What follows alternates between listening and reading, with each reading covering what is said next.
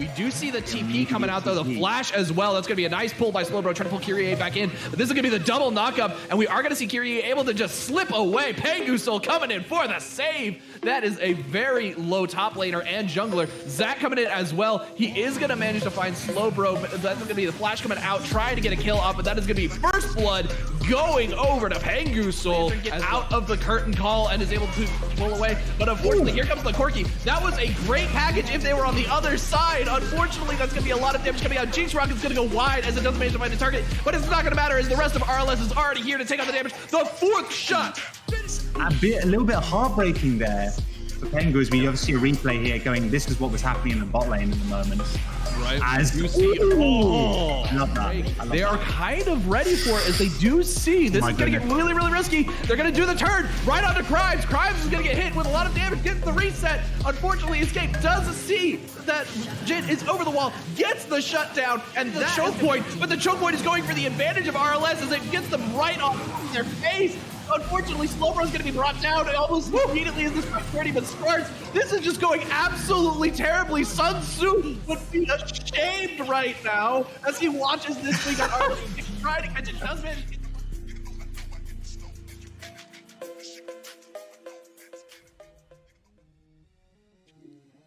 Welcome back, everyone. My name is Escape. I'm going to be casting today with War Leader.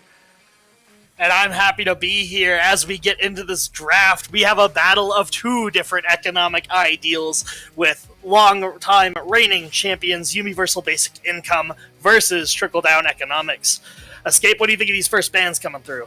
I'm okay. So we've seen the activity of pro teams lately putting a lot of priority on it. We've seen that there's been some success on champion picks in the last couple of games. I am expecting no Jinx ban picked up. So yeah, okay. First lock, there it is. Trickle Down Economics for any of you who are upset. There it is. Zeri picked up the counter. Now I think as far as scaling goes, Jinx has the potential to win this, but Zeri can win out early game if she's given a good engage like the Maokai. There's potential. Now we know Yumi does like to play that into the bot lane. I don't know if Bill has picked it up. Obviously, Universal Basic Income has dropped their previous support player, so there are some differences on this team. They do see Grandpa Red in the top lane there. So we're going to be seeing how this one evolves in the bot lane, but I think this is going to be a matchup of scaling. I think we're going to see a lot of bot side focus just off these first two picks. Yeah, and YUBI has always been a team that's really favored Maokai in that support role, but it's still functional in that top lane. So we could see it going over to Red. It's not too difficult for the champion to pilot. Meanwhile, TDE is going to lock up a very strong bot lane, one that I've got some recent experience in, the Jinx and the Thresh. Very, good scaling, a lot of opportunities to get picks in lane, especially on something really immobile like the Maokai. Going to be a lot of opportunities to get that Jinx rolling, and they're going to pick up potentially an early Scion. No, they're going to go over to the Hecarim, very powerful early game jungler, very fast horse, and really has a variety of builds that are good right now. I like it as a way to potentially break up the front to back with the Zeri. Obviously, Zeri is a champion. The longer fights goes, the stronger she's going to get. And if you can make it so then she has to disengage from a fight after she's popped her ulti, or if you can make it so she can't hit tanks, she has to let it run out, or just straight up just throw the Hecarim on her and kill her. Obviously, that's best case scenario if you're the Hecarim there. I think that gives a lot of room to make this a more difficult team fighting situation. They are going to lock in the Shen for Red in the top lane. I like that blind. Obviously, it's going to give a lot of map pressure. It does say that we're going to be focusing on other lanes. Obviously, top lane has been a little bit of a tank fest lately. There's not too many carry top laners roaming around in the lower levels of play. Obviously, higher levels, we do see things like Graves, like Camille, like Kennen, like Gwen, really taking over games. At the higher and higher levels of play, obviously, we did see it a little bit in qualifiers, some teams branching out towards those carry top laners, but it seems this meta does serve itself towards just playing a lot of different champions in the top lane. Seems like a lot of teams are going to be favoring towards these tanks. We saw it a lot in qualifiers as well. Singed and Scion taken away from Zenzen. Now, those are two big tank picks that he's been picking up previously. And then Civlock taken away from the Zillion. Now, I don't know of Civ playing Zillion, but that is an incredibly powerful mid laner right now, and also taking away the Zac for engage. I like that. Yeah, Utility Monster's a very good Zac player. I mean, definitely, I'm not gonna lie, I've definitely looked at UT Zac before I, picked up my own. just looking at how he is so effective on that champion. And actually, this is really interesting. Kha'Zix is going to be picked up for utility monster for the side of YUBI. They needed some more consistent damage, and well, Kha'Zix can be a huge bursty assassin. So we'll have to see how this pans out. It's not a pick that you usually see. Yeah, they're going to be locking in that Kha'Zix, like you say. I don't know what they're going to be going forward from there. I do have a little bit of background noise at the moment. I hope that isn't coming through. They're going to be looking for the Tahm Kench as a pickup there. Now, I do believe that that's basically has to be going into the top lane to try and bully out that Shen. I like that as an option. We'll see what Bob Joseph's going to pick up last. Obviously, Trickle Down Economics is a team that we haven't seen play too much. Obviously, they had their games in qualifiers. They were very successful there. About the same success rate as YUBI. Obviously, YUBI has a different roster since then. But Mazuza is a person who is very influential in those games and getting big picks and big kills and carrying really hard. And so I like the option of a Vex there to just go with this mid-game engage. This is a composition that has the Jinx option for scaling as you go later, but they can make things happen in the mid-game. Whereas I'm not sure YUBI has that option due to the Shen, due to the Kha'Zix. Those champions kind of run on a knife's edge during that point in the game. And so I like this composition. It's going to let them sit down in the early game, play passive. Obviously, Tahm Kench has the ability to just neutralize. Hecarim can clear relatively quickly. Jinx Thresh is very safe. Vex is going to come online in the mid game, and it looks like it is going to be the Annie pickup for Civillock. Yep. That's interesting. That does allow for some late game team fighting. Very Civillock champion in the Annie, keeping it safe within the lane. We'll have to see how it fares into the strong mid-jungle duo of Leaves and Mazuza on the Hecarim and Vex respectively. As we get into this game, we'll have to see how it pans out between trickle-down economics and universal basic income. So as we look at these compositions, I really like what TDE has put together. They have so many different forms of engage on their team. The Hecarim, Tahm Kench, the Vex, the Thresh, they can all create so much space for Jinx to get the job done.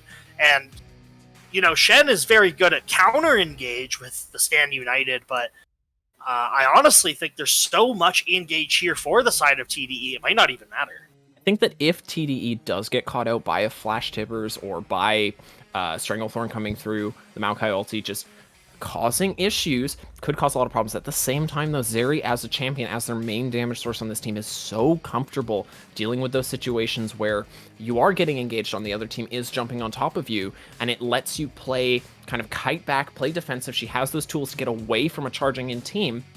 And once she gets her stacks up, you know, once you're sitting in like the 40 stack range, 30-40 stack range, which is very realistic to get during a fight, you cannot catch up to her and you cannot outrun her, and there is no safe space anymore. You need to rely on that Zeri player making a save, and Jeff Godgamer is one of our most proficient mechanical players in this level, in this league, and so it's going to be difficult for TD to find that opportunity. However, if they do find that nice engage like you were talking about, it's going to be very instantaneous, very powerful. They have a lot of burst damage, and it's going to let that Jinx reset. As soon as you see resets, the fight is usually swung in one direction. Absolutely, and I think TD have a lot of ways to get that going. Jinx has been a priority pick for teams clearly throughout day one. We've seen a lot of very proficient Jinx players, and we've seen a lot of 3 proficient Jinx players just pop the heck off. The champion gets resets. It does so much damage in these team fights, and I think that TDE have so many opportunities to get that going. As long as Ultravox can stay safe from the Annie, from the Kha'Zix, from the Maokai, then I think we'll see so much damage just pumping out of that champion that they'll probably take over these fights. But YUBI has definitely drafted themselves the ability to combat it, and we're going to have to see how they disengage these fights. In particular, I'm a little worried about how the Kha'Zix is going to fit into this composition, and I fear that if it doesn't get ahead early, it's going to find itself in an awkward position in these team fights. Yeah. We are on a short pause at the moment. We're not, we haven't been informed why we are waiting. I imagine it's some sort of technical difficulty. We've all used the League client before. So we are on a short pause at the moment. We'll get you in the game as soon as it is up and ready to go. I think one thing that's potentially worth looking at right now is we do have a very proven roster on the side of YUBI. Obviously, they have changed up who they're playing. The main changes being that they do not have Brian Sang in the support role anymore, and they have Red now in the top lane instead of Freelancer.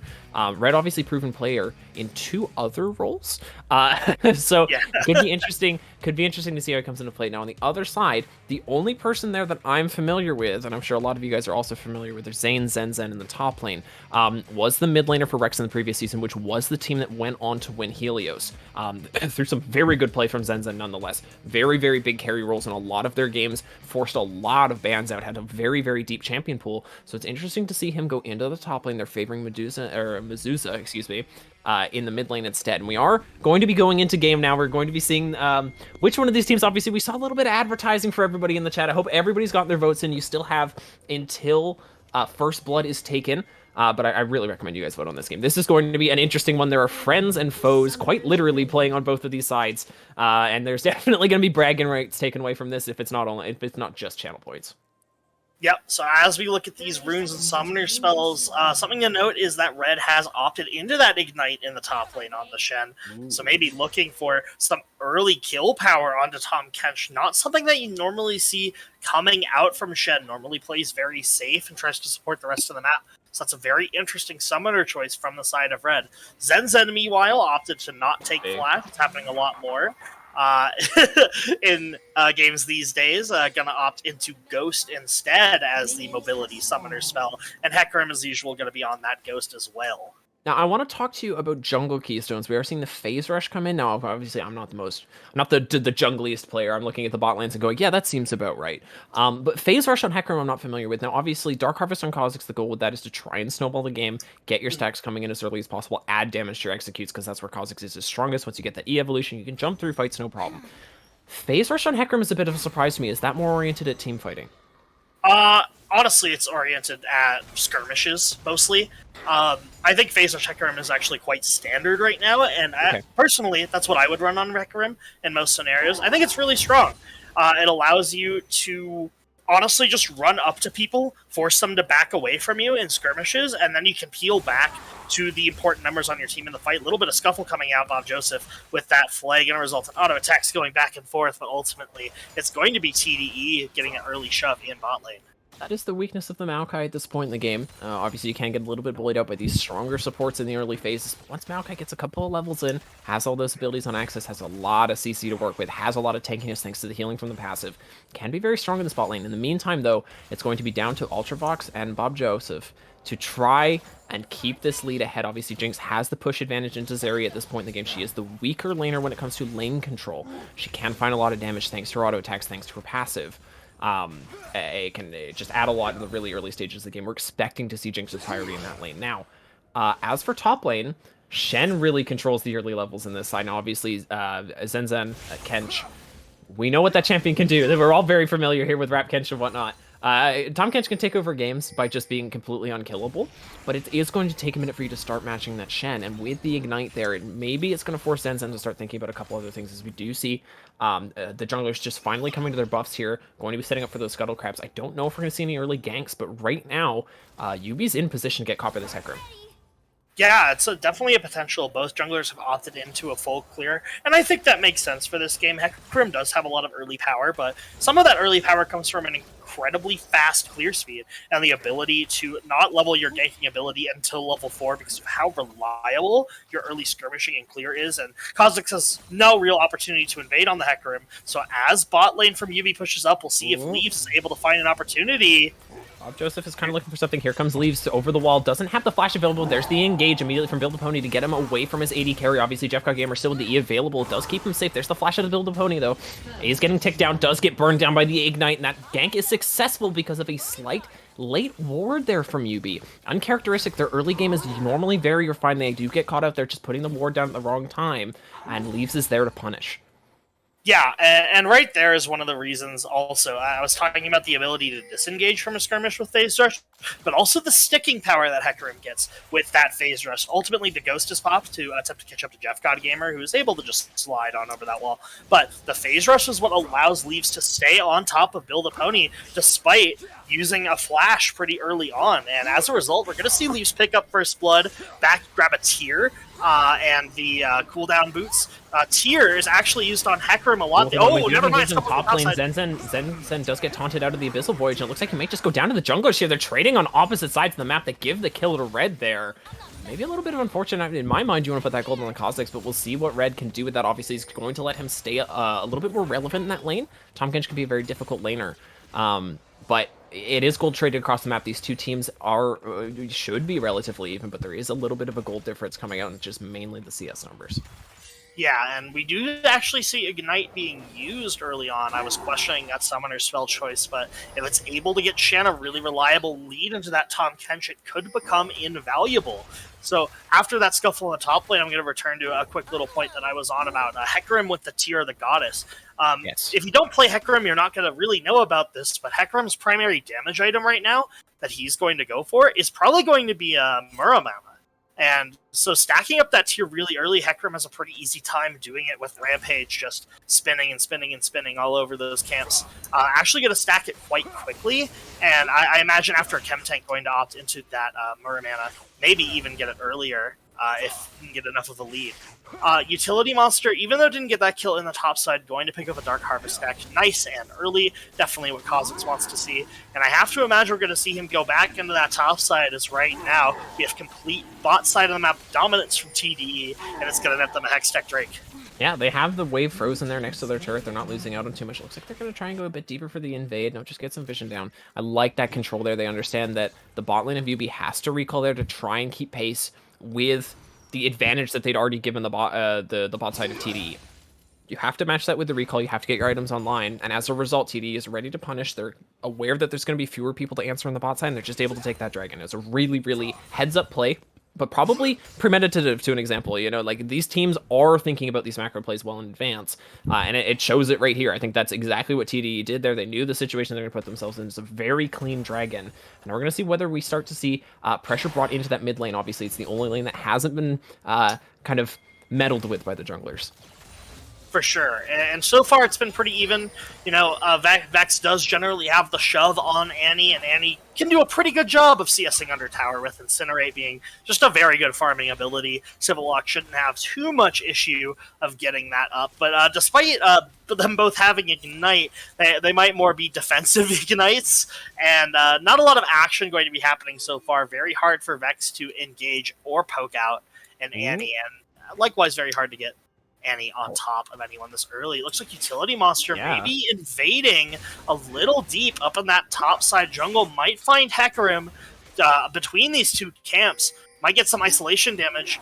And now it looks like Hecarim's just going to pop that E, walk right out. But might be a collapse coming down from Kench. Although we're still looking at the bot side here. Yeah. Doesn't look like any scuffling's actually going to happen out of all of that. So a lot of posturing.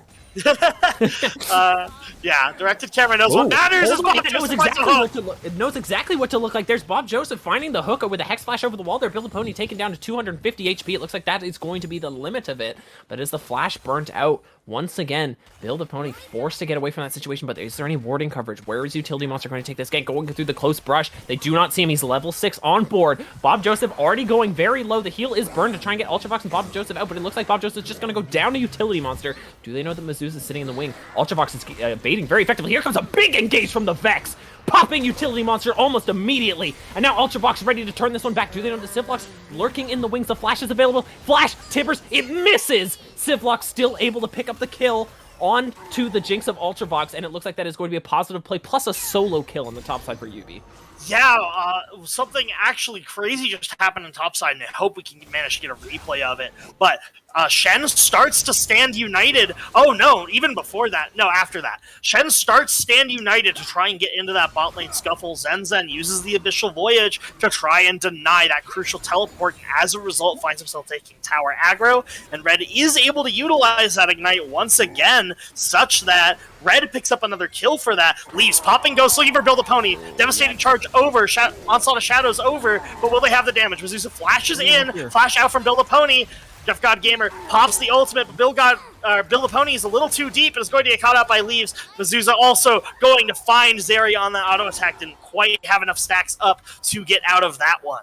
And they took both. I thought that was a little bit greedy coming up from Mizusa to try and go for both of the targets there. Try and deal with try and take them both down. Obviously, that's very advantageous for Ultravox right now. Get the Zeri off of the wave, get some more farm in your pocket, forces that recall at kind of an awkward timing. I don't think they force too much out of the Vizeri. Obviously, the wave state isn't too bad, but it's going to give your ADC a little bit more room to get stuff done. More importantly, that is 2 kills total on Leaves and Mezuzah. They're both adequately, at minimum, ahead of their opponents in the Utility Monster and Civillock. They're both looking very strong right now, and that is that mid-game core that this team is building around. Is that Heckerman, is the Vex. If they can start exploding those onto the map in the next 5-7 minutes, as we start looking into Dragon 2, Dragon 3, those two are going to be very powerful skirmishers in those 4v4s and 5v5s that you see really early in the game, just because they have so much utility baked into their kit. Yeah, one of the things one of the reasons that Annie isn't the most popular mid laner is that it's tough for her to shove waves, but Bigot engage. Yeah, here's the benefit of having the Zeri. You can gank your mid lane. Mezuzah trying to find a way out. There's the shutdown for Jeff God Gamer. I don't think he had any chance of not picking up that kill against Mezuzah, who was just pushed up a little bit too far, didn't respect the lack of vision, and didn't respect that bot lane. You can roam. You've got the Hex Flash on the Maokai. More importantly, Zeri can jump those walls, gets him straight into the lane, and they pick up a kill just as that dragon setup is starting. Yeah, for sure, and I mean, that it's really big because Vex is only respawning just now, so YUBI actually has a really solid opportunity to get some vision control. You can see them clearing out the pink in blue side Tribush, and it's going to help establish this dragon control and make it more of a fight. Now, their Leaves is still very strong, and Mezuzah still does a lot of damage, so we'll have to see how this dragon fight pans out. As we see Utility Monster is already in the pit. Jeff God Gamer and Build a Pony there as well. We're going to have to see how TDE want to respond to this. Have to approach slowly. Yeah, and I like the fact that they're making use of the Maokai there. The dragon is already gone. There's the hook. Jeff God Gamer dodging out of it very comfortably, and here comes the ultimate burn, but Leaves diving through the team. Civillock is on the rotation first, but Jeff has already gone down. Now, can you get Ultravox to reset? There's the TP in from the Shen. The Lantern is taken away from the Jinx, and now the Flash is burnt out. Build a Pony sure to reset with the W. No, gets hooked out. Smite comes through. The engage attempted there from the mid laner of Mezuzah was late to the party, but was trying to get involved, and it looks like it is just going to be the 1 kill picked up on Jeff God Gamer for the dragon. Yeah, and I think we're starting to see how YUBI planned to deal with Zeri. It's been a troublesome pick for a lot of teams. Utility Monster looking for Mezuzah. Mezuzah should just be able to walk 2 turret quite safely there. But yeah, Zeri is a very troublesome pick for a lot of teams, and most of them elect to ban it, but we're starting to see maybe some potential chinks in that armor of just being a new OP champion, which is the amount of engage options that TDE have drafted to make sure that that ultimate does not get stacked. Yeah, and Jeff made a really aggressive play to try and get into that fight, maybe not respecting that Leaves is there. Obviously, Leaves did come out of the fog of war there, made an effort to not show any wars, and it's a big wave being dumped into the bot side here. This is a really unfortunate situation for Ultravox, although is going to pick up the CS. Doesn't look like the compressor because it looks like there's a rotation coming in from the mid lane and the jungler. There's the Lantern out. Now they're on top of Jeff God. Can they get the flay down, engage down onto Mezuzah? Can they grab the hook on the wall? Right! Oh! Bob Joseph! Big hook onto Jeff God Gamer, and he's going to go down for the 3rd time in this game. Crucial hook from Bob Joseph to try and keep this Jinx ahead. That hook was just impressive, frankly, on that moving target, maximum rage. Jeff God Gamer trying to show, hey, this may be a new champion, but I know the secret tricks, and, there's nothing, there's no more tried and true League of Legends mechanic than a nice lollipop skill shot going right onto that ADC, giving Jeff God Gamer no chance of making that one out alive. Civillock is able to pick up a plate, so some more gold being funneled into the Annie could matter a lot in terms of zone control in these late game fights, but right now the tempo is all TDE. Gold lead pretty much even, but they've got a lot of control and are making a lot of plays happen on this bottom side. I love how numerically close this game is. We're just coming into round when plates go down, when teleports get unleashed. Obviously, that's only going to be affecting one person in this game. Well, there's the flash engage from the Tibbers there, trying to make it not even if they can. Leaves whiffing the ulti on Utility Monster, but just get the pushback as a result. Now, can they pick up the kill onto Utility Monster, popping that ulti to try and make distance? Great flash W to grab the slow on the Leaves, and they're just going to have to settle with the kill on the bear there. No, not even going to grab that. Now Ultravox is losing out the bot lane. Proactive play from YUBI finds them a win mid.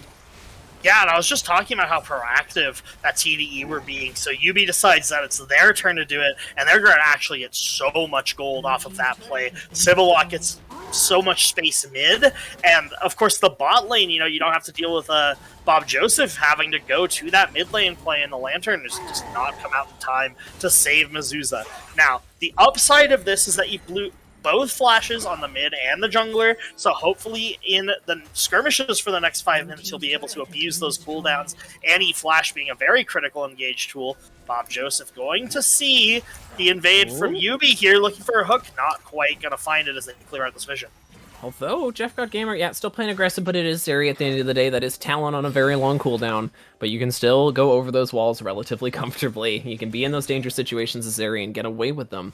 Right now, though, it is going to be a small advantage for Jeff God, as I imagine. He should be picking up the Triforce here on the recall. We'll see whether or not that does come through. That would put the Zeri notably ahead right now of the Jinx with those boots. Not huge CS numbers really anywhere on the map except that top lane where these two have just been kind of batting back and forth. And though Red does have those 2 kills and has given himself a substantial lead, it really hasn't gotten Zen off of those waves all too much. And he's been able to keep himself strong, if not overpowered at this point. Looking at the rest of the map, there's a small advantage right now for Leaves, which is kind of surprising given how much gold they've given to that Hecarim at this point. Outside of that, it is a small lead for YUBI right now. Obviously, this is the biggest lead we've seen, I believe, all game at this point at the 15-minute mark, which is good for YUBI. It's whether or not they're going to be able to transition that. This is where I feel like TDE's comp is going to be strongest in comparison to their opponents. So we might see an engage here onto Zen. Is TDE ready to react? It looks like they're trying to set up for this dragon in 30 seconds. Yeah, and I think it's really good that they are on the objective first. YUBI now has to push through the vision line, and the hooks of Bob Joseph going a little wide. Maokai going to get a little bit of that zone control with the ease, but they don't do a whole lot of damage right now, as it's Aftershock Maokai, more focused on the engages. And as a result, that hook was so close. They don't see Civillock until now. Yeah, they don't see Civillock, and Civillock is here, but they're going to go in. Jeff God Gamer has popped the ulti and is starting to stack up. Down goes Bob Joseph, and now we're going to see YUBI start to run through this fight. The engage came through for YUBI, and there's no way out if you're TDE. They drop 4 people almost instantly, and Dragon for YUBI. They don't look satisfied. Jeff God Gamer is so stacked. No reason not to give him the kill here. Flashing over the wall, does miss the Q, but does find the kill. And wow, what a massive play as we watch this again from the side of YUBI. There's a big commit onto Civillock, and YUBI is just ready to make the play. Standing United coming through makes Civillock last for so long, and then a massive taunt onto 2 basically ends the fight, removing any sort of damage that TDE can output. And then the follow-up from Leaves, we see getting caught by that Zeri W. Zeri comes over the wall and forces Hecarim to go over the wall, and then finally Flash of Jeff God Gamer is going to finish that one out, and that is going to put YUBI in a very dominant position at this stage of the game. I think it's almost safe to say they've beaten the mid-game spike that TDE's comp was drafted for, and the leads that Leaves and Mizuza have built for themselves are now overshadowed by Utility Monster and Civillock, who are going to be better and stronger champions now, and probably for the rest of the game. Yeah, obviously there's still room for those big team fights. TDE is not out of the woods necessarily, or excuse me, YUBI isn't out of the woods at this point against TDE. Potential steal there would have been cute, but doesn't come through for Bob Joseph. I think that there's still room for TDE to make it back into this game, but they need to do it before you're starting to deal with Soul Point, before you're starting to deal with the potential Baron takes.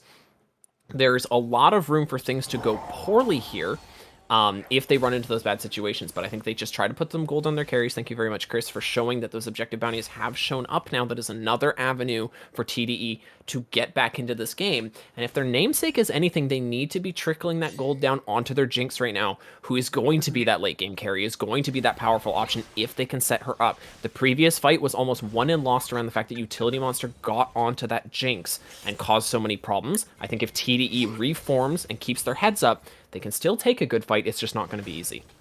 Yeah, I think what's going to be critical is...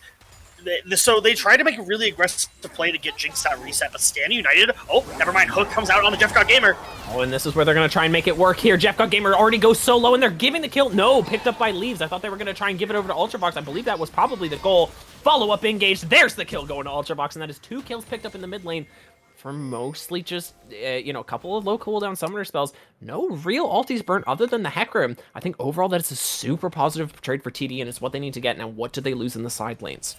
Well, they're going to lose this top tower, first of all, which isn't going to be first tower, but it is gold on the Civillock. They should be able to trade back in this mid lane on a more important tower. Standing United comes through 2v4. Yeah, I like that play from Utility Monster trying to pick up the kill on Mezuzah, but he doesn't go down. It looks like they are going to pick up Bob Joseph instead, and Utility Monster out on a sliver of HP. Now, can TDE actually get a kill? No. Red also walking away from that fight. A beautiful play from the pair there to pick up the 1-for-0 out of almost nowhere. Yeah, so this is a pretty crazy call, right? It's 2 versus 4, and Utility Monster makes the choice to go in. Shen is approaching, and he's going to call for that Stand United to come on top of him, and then out of Fog. You have barely a second to see that. Immediately onto Mezuzah, and even though there's a lot of CC traded back, Utility Monster is able to get some isolation damage onto Bob Joseph and get out on a fraction of HP. It's such a narrow play, because if Utility Monster dies there, Ultravox gets a reset and Red dies too. So a very bold play from YUBI does work in their favor, getting a kill back. Now, the question is it worth it? Because you do get a kill, you trade Stand United for it and the Void Assault, so you're going to be down those cooldowns. They're not going to last too long, but it's a kill on the support. The support's a Thresh. You're not denying that much gold. I mean, obviously, you know, you make the play, and it's a really good play, but man, I almost feel like they should have been punished for that. Very greedy. Yeah, and the fact that obviously they were looking for the kill on Mezuzah there did get a beautiful play down, as now we're actually seeing a lot of pressure coming in. The TP is committed there from Zenz, and I feel like TD is just going to try and bully off here. Like you say, there's no Stand United, so at best this is a 4v5 for YUBI, as they do decide to just try and burn this one down. Engage on top of Utility Monster does get blocked up, but the hook comes through instead. Flash Tibbers is huge from Civillock. Now, Jeff God Gamer running around the sides of this fight. Finally, we see Mezuzah joining it, but immediately locked up, taken down. And now Jeff God Gamer gets to do the Zeri thing, where you have more movement speed than anybody, and you're able to chase down everyone left in the game. That is an overcommitment there. Without the good engage that they needed, they found it onto the wrong targets, and now Baron is up. Yeah, now the Baron's up. I mean, that's going to be insanely costly for TDE. Obviously, the gold lead was pretty big already. The Dragon lead also in YUBI's pocket. But in play just for Rift Herald, it's going to be the Baron that ends up in YUBI's paws after that. One small thing that was really unfortunate in that fight is that Ultravox ran out of mana for those rockets, which left a lot of half-health YUBI members, and Ultravox was unable to get a reset and was unable to peel themselves without that critical mana. So something that we're gonna have to pay attention to is that resource. Very important for Jinx. It's very important to empower her auto attacks in those fights if you want to have big damage output. Yeah, and that, again, stems from not finding that kill. I imagine it's presence of mind on that Jinx.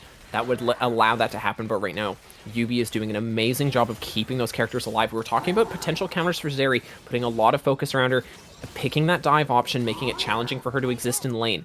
All great options to deal with Zeri. Dealing with Jinx, I know it sounds silly, but just don't die. Back out early, make sure that you can get your team ahead of those fights, because really, Jinx is only incredibly powerful once she gets going. Now the engage is found on Zenza, but Jeff is too far forward. Immediately picked, and now the reset is coming through. Utility Monster does get the Stand United on top of him, but now it is the engage from TDE. Is this what they needed? Utility Monster is out on the backline. They can't find the fear onto him, but it looks like they're trying to continue. Shut down on Utility Monster, and Civlock will follow. Will they be able to continue to find the chase as Zenzen does go down? Leaves is staying on top of Build the Pony. This is bound to be a dead Maokai. Looks like Red is going to get out, but it is going to be Dragon Point number 2 picked up for TDE instead of forcing the soul point pressure for YUBI. Yeah, TDE able to fight back there. Catching Jeff God Gamer, getting a little too aggressive on Zeri. I know you're a fast champion, but buddy, you just can't be that far forward, burning your mobility. Oh my lord, took a while. Jeepers. Yeah, I mean, Build the Pony actually buys so much time. I don't think it actually nets anything, but nonetheless, showing the surviving power of this Maokai, building very defensively. You know, sometimes you see Imperial Mandate Maokai, but now we're seeing Locket and Aftershock for the Maokai. So yeah, can live an absolute long time, absolutely forever. But yeah, we see Jeff God Gamer go too far forward, and we're starting to see images of how TDE could find themselves back into this game if YUBI doesn't make coordinated plays as 5. And that is 2 objective bounties picked up after that fight, not to mention the 4 kills picked up, put onto Ultravox, put onto Mezuzah, and that massive Kha'Zix shutdown thrown onto that Hecarim. Should be able to finish up those damage items now. Big hook from Bob Joseph, not aware that he was going over the ward there, and Utility Monster gets picked again. It is continuing to go downhill for YUBI. Yeah, and Jinx is starting to get some gold. I mean, not the benefactor of a lot of these kills, but certainly more than what she was getting before. And she's going to start getting very large, almost catching up to Jeff God Gamer. And Leaves on this Hecarim is actually so far ahead and does so much damage, and these engages with Onslaught of Shadows are going to be very tough for YUBI to navigate. It's really up to Civillock landing that Tibbers to really disrupt these fights, and when Civillock isn't there, we're seeing that TDE is able to take over.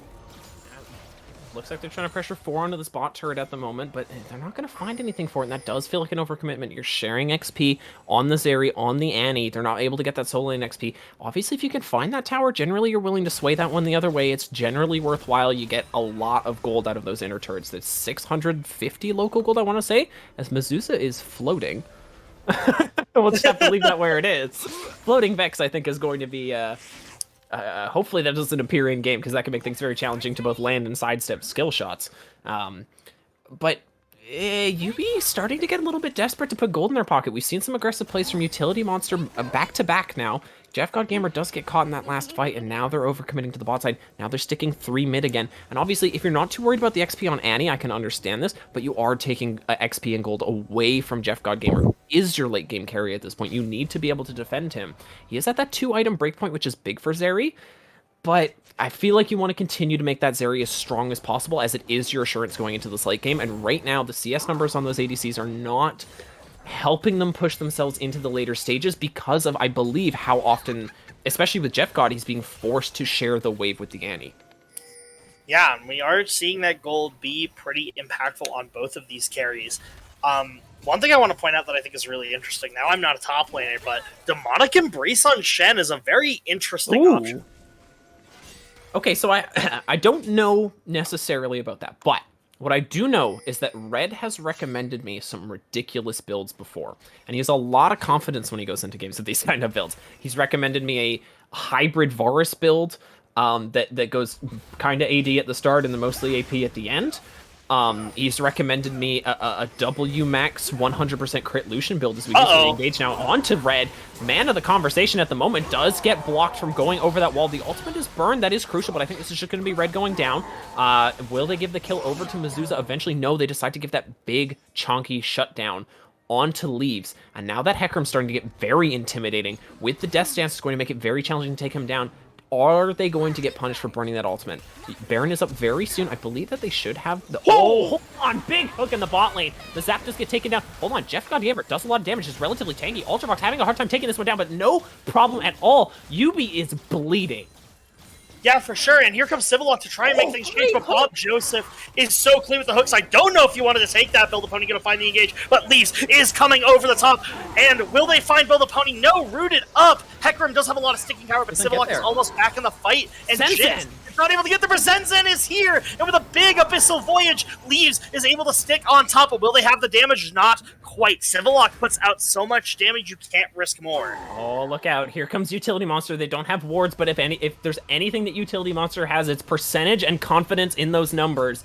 Doesn't look like he's going to be going over the wall, trying to pick up that potential double kill. Obviously, it's at a high risk, high reward play if you can get it. But right now, I think YUBI needs to stop looking for those. They have the lead. They need to stop giving trickle-down economics that chance to put more gold in their pocket and give the potential to give all their carries that they need, the gold that they need. So we're going into Dragon number 5 at the moment. This is going to decide Soul Point. This is going to decide a lot of the pressure around this game. I would be interested to see if one of these teams does decide to flip it for Baron.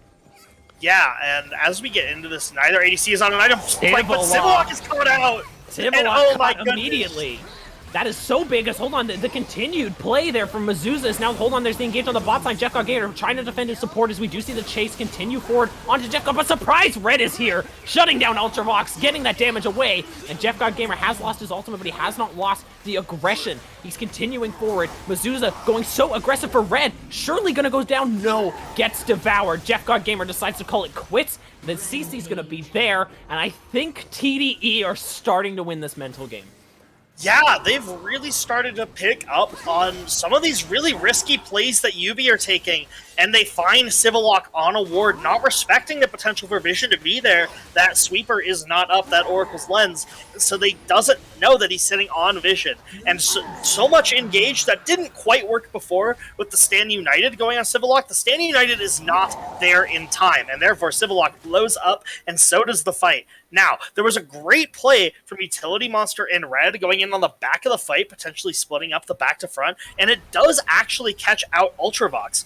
Not aware of where the remaining members of YUBI are, focused on that reset, focused on securing another kill onto Jeff God Gamer, and it is going to pick up Ultravox, but ultimately it's still a 2v4, and though it's very dicey for Mezuzah, it's played very well, Zen keeping him alive, and it's going to be massive for TDE. They're going to pick up Mountain Soul Point, which is big for them, and they're also going to pick up pretty much evening the gold lead, about 1k in the favor of YUBI as we move towards the Baron and starting to get vision on that objective. I feel like there's definitely room for TDE to just force this if they want to. They should have the stronger 5v5 most of the time here, not giving Civillock room for that flash ulti right now. The flash is on CD. May or may not know that cooldown at the moment. I just want to say, this is day one of Heroic.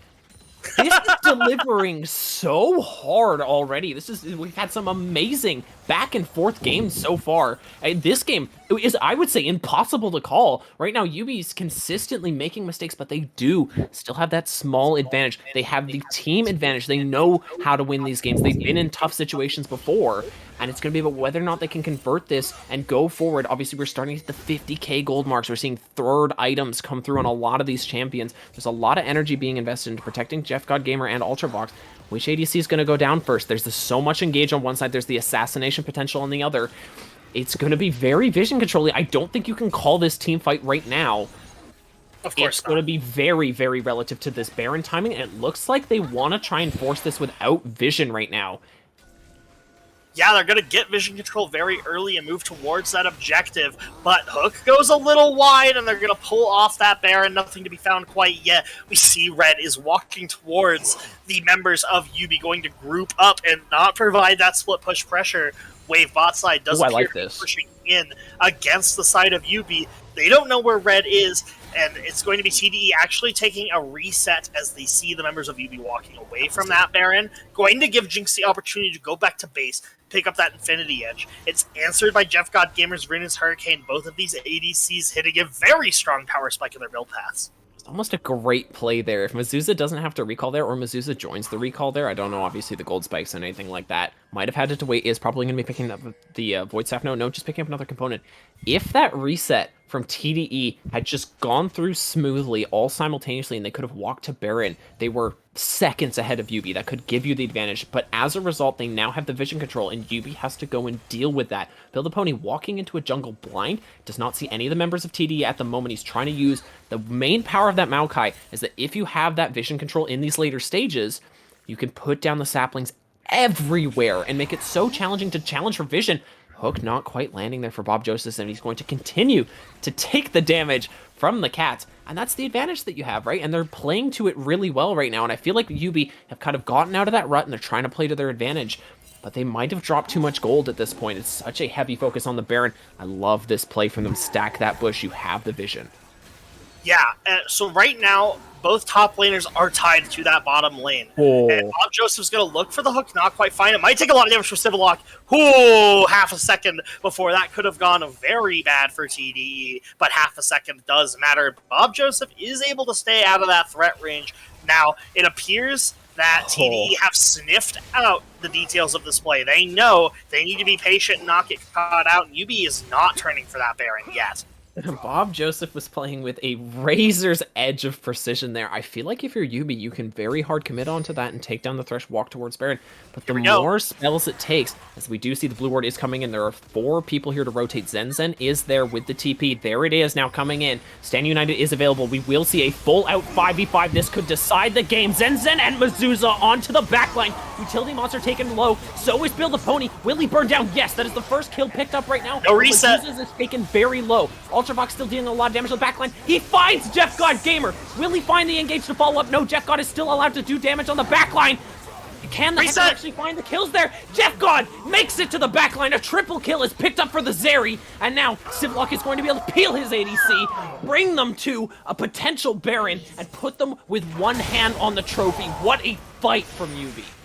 Yeah, and it all begins with an engage on Utility Monster in an absolutely insane shield combined between Bill's Locket and Stand United. Watch Utility's Monster's health bar as he gets engaged on. Massive. How do you burst that? You can't with the stopwatch. And they commit so many resources to that, and when they finally get him, Ultravox doesn't get a reset. The damage output has not increased, and as the cooldowns come back up for the side of YUBI as the summoner spells are burned, it does go in their favor. Red is so hard to kill, and Jeff God Gamer runs amok with a heavily stacked ultimate. Even one of the fastest champions in the game like Hecarim cannot quite catch up, and that's going to be YUBI. Their patience this time is rewarded. Instead of going for creative sort of backdoors into the fights, they group up, they use the strength of their champions, they use the strength of their item spikes, and they're going to get themselves Baron, and they're going to keep that gold lead swinging back in their direction. I might be wrong, but I feel like a huge amount of that fight is dictated. The build pass from Jinx does not include an LDR. You're having such a hard time as this entire team breaking through that front line, and though Mizusa does initially find that big engage, the second time when Bob Joseph finds that engage, you've done so much damage and spent so many resources dealing with that front line that you can't find that way back in. There should be room for Jinx to be able to get in there, but she should be able to deal effective damage to the front line of YUBI right now. Build path isn't allowing for that, and well, looks like Ultravox is looking for the GA. We see the 3rd point on the 6th dragon picked up for YUBI. We are going to a final soul point here. It's going to be a mountain soul point played between both these teams. This is going to be the biggest dragon of the entire game that we've been playing for 33 minutes. This is easily going to be the biggest one. We've had soul point on deck for, I think, 2, maybe 1, maybe just the 1 at this point. But this one's going to decide I feel like there's room for this to decide the game. If YUBI does not just convert this Baron into something like lethal. Yeah, and something that I want to point out is the divergence in the build pass between these two ADCs now. Jeff God Gamer able to pick up that Guardian Angel. Jinx is quite a way off from hers, and as more gold is flowing into YUBI's pockets, they are setting themselves up quite well for what you said could be the decisive Drake in this game. We have an absolute banger on our hands, and right now YUBI's in the driver's seat. Yeah, and they're pressuring 2 waves very effectively here. I feel like you need to find an engage as soon as possible. Try not to bleed too many objectives, but if you go to one side, red can pressure the other. If you go to red, you're going to lose your inhib before you can get to him. So it's a very difficult hand that TDE has been dealt here. They're going to try and deal with red simultaneously. There's the engage from Zenzen, but obviously red's just going to be able to get out of there. And now can they answer in the mid lane? They're lacking the range to deal with that siege minion, which is crucial. That tower's taking a lot of extra damage as a result. And once YUBI has a way in, it might be really hard to keep them out of your base. Yep, as we pan back over to the bot side, Zenzen able to mostly deal with the minions for now, but it's very dicey as these cannons keep pounding on the inhibitor turrets. They're going to go down eventually. Utility Monster is found and hooked, but there will be no follow-up engage. UT taking a little bit of damage, being found out, forced away from his little hiding spot, but they're going to go back to the siege, and both towers are close to falling. You have to imagine those cannons are going to be able to get the job done shortly, and I don't think it's even possible for TDE to find an engage as the bot inhib tower goes down and the cannons are pounding in that mid lane. Ooh.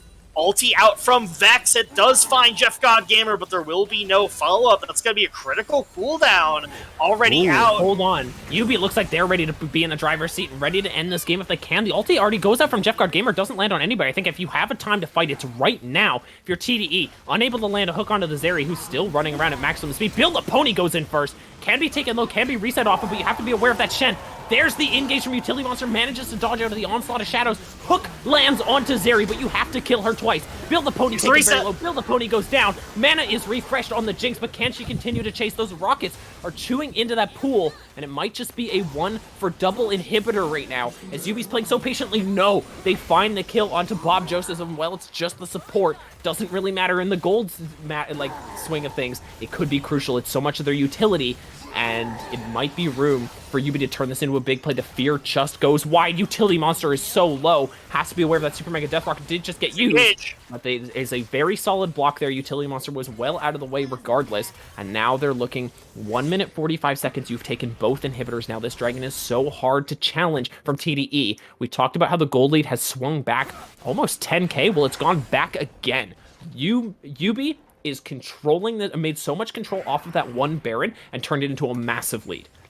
Yeah, and that's exactly how you got to use that Baron power play. You pick it up, you take so much standing gold off the map, you force the base of TDE to be pounded by wave after wave after wave of double super minions. It's going to make it so hard for them to get to this objective first, even though it's YUBI that have to take the big reset. And yeah, we're going to see Build a Pony be the first one into that river, into that choke point, and start to set up these saplings, these little kitty cats that are going to create so much control of this area. And as we still have a minute to go, another wave of super minions is going to pound at the door of TDE, and they're going to have very little way to get this set up. And when the Mountain Drake goes down, well, we've seen big shields be a deciding factor for the composition of YUBI. With a Mountain Soul on top of it, it's going to be impossible for Jinx to get that first reset.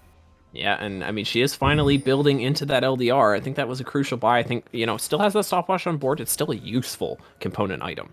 But you really needed that LDR in those previous fights, and right now the LDR does get finished up, but she's going to be late to the pit. I feel like the sense of urgency isn't here right now for TDE. You need to get this dragon. You can't afford to just, like, force them off of it. You need to get it. The hook does come through, but there's no follow-up available. Doesn't have his team there. I feel like they needed to try and get into this river sooner and really just throw their hands at it. Obviously, you can't stay there forever because you're getting pressured. It puts you in a lose-lose situation if you don't find something, but if you do, it gives you a chance. And right now, YUBI can play as slowly as they want. The mid-wave is getting cleared out, but look at how many super minions are stacking into that boss side.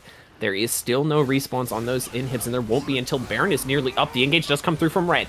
Mezuzah on the side might be picked off by the Kha'Zix coming over the wall. No hook lands on Build a Pony. Still have not seen anything serious yet, but Jeff has been stacking off of the front line, and this is looking like a massive fight for YUBI. The AoE damage coming through, and it's Leaves having to get out of dodge. This game is over. YUBI has taken it in a 40-minute back-and-forth game, and they're going to pressure those Nexus turrets and finally take their first win. Yeah, they took TDE to their limit there. They have so much pressure coming from that bot lane, and it results in a positioning error, and Red is able to find an initial engage onto the support and start layering damage down. Ultravox getting chunked in that fight. YUBI's going to pick up their first win of the season. We see a resurgence from the Cat Boys. We admittedly had our doubts.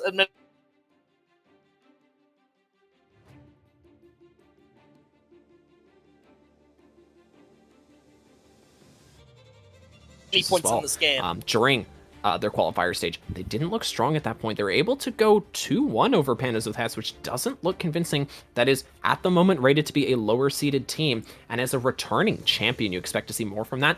They showed signs of that form here, but are they completely rebuilt? I don't think I can confidently say yes, but they're on the way there. Yeah, I mean, we saw a very dominant performance in the macro game from YUBI. They went for a lot of creative plays and it started to bite them in the butt.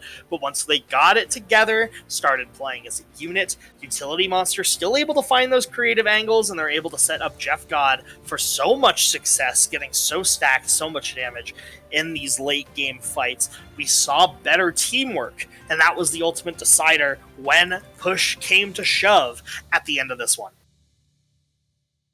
Yeah, I mean, the Zeri is so huge if you let it get to this point in the game. But on top of that, I feel like YUBI played to that win condition better.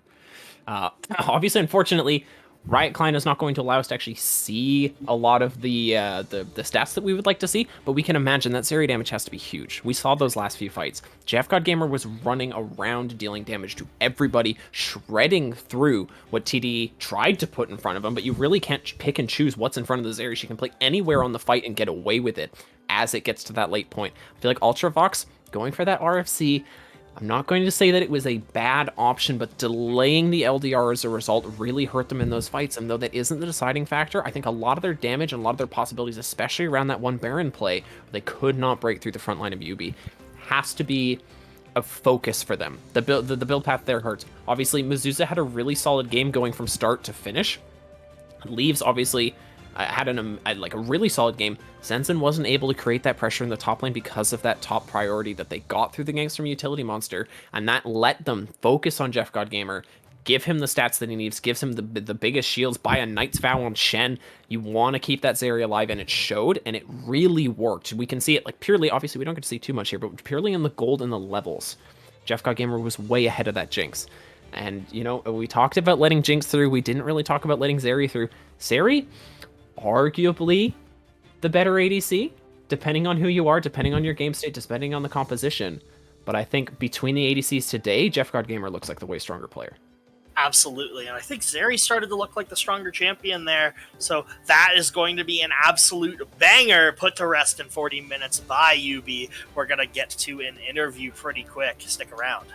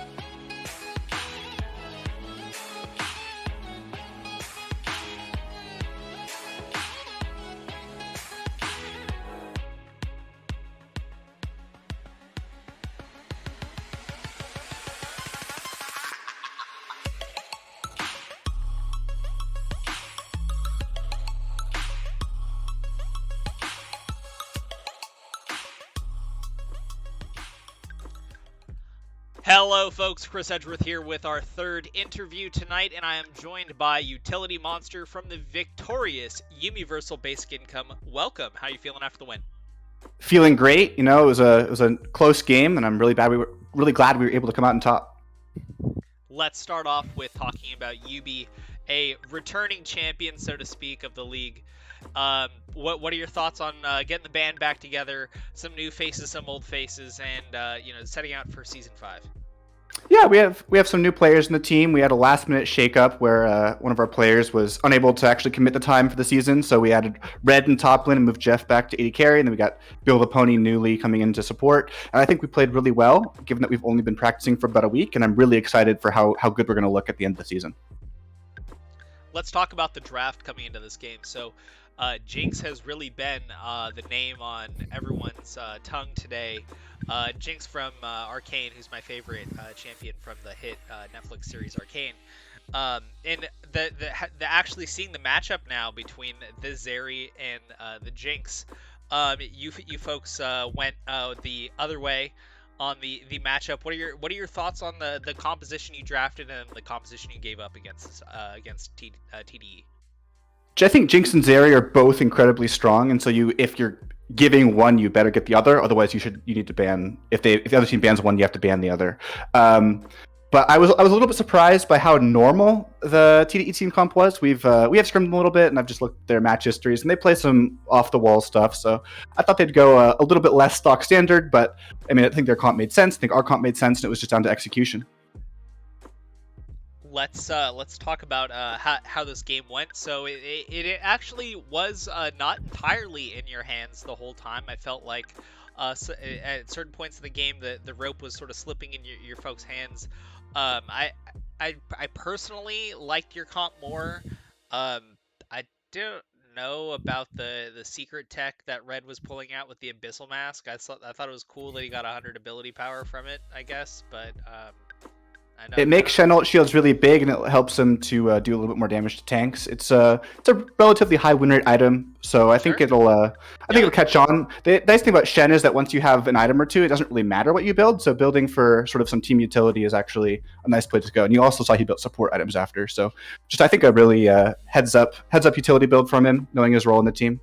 Oh, for sure. I was just like, I was gonna ask you about what it looks like you folks were fully committing at a certain point into the commit to Jeff on the Zeri competing hyper carries here. How do you keep this kind of mentality going and balanced in a game that went all the way to 7 dragons and was really back and forth for both teams with the hyper carries? It's hard. I think we had some advantages that we threw away. We weren't quite on the same page, and I think a lot of that'll get ironed out as we play more throughout the season. So I'm not too worried. I think overall we were thinking the right way, and we were making generally good decisions that made sense. So yeah, I think definitely we had some sloppy play once we got some leads. Definitely should have not given them as many ways into the game as we gave them. But in the end, we take the win, and no complaints. All right. Well, my final question tonight is, this is quite a showing in the first game against strong opponents in the form of TDE. Do you think that YUBI's ready to make a push and try and get first place at the end of the regular season? That sounds fucking dope. I'm down, King. All right. Well, with that said, folks, that was our interview with Utility Monster. Thank you so much, and congratulations to Universal Basic Income. We do got one more game coming up soon, so don't go anywhere. We'll be right back with Game 4 of our first day of Friend or Foe.